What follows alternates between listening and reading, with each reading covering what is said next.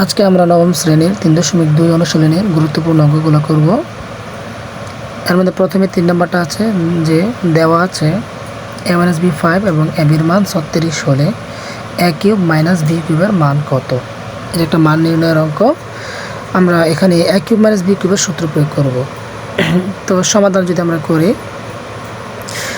প্রথমে লিখব দেওয়া আছে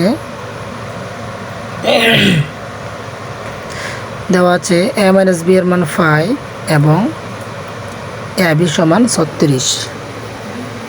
তাহলে যেহেতু মান নির্ণয় করব সেই জন্য আমরা লিখব যে প্রদত্ত রাশিমালা। প্রমাণ করতে অথবা দেখাতে বললে আমরা বামপক্ষ ডানপক্ষ নিয়ে কাজ করব। আর যেহেতু মান নির্ণয়ের কথা বলছে আমরা লিখব কি প্রদত্ত রাশিমালা সমান a³ - b³।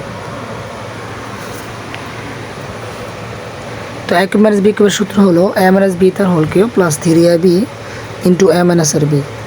তো আমরা যদি মানটা বসাই দিই, a - b এর মান হচ্ছে 5, তার মানে 5³ প্লাস 3ab এর মান হচ্ছে 36, b এর মান হচ্ছে 5। তাহলে 5 কিউব করলে হয় 125।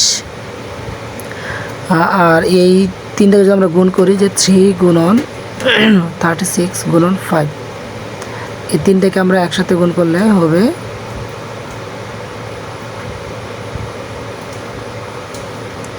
540। এই 540 আর 125 আমরা যদি যোগ করি তাহলে এটা বেরোবে 665, অর্থাৎ নির্ণয় মান হচ্ছে 665।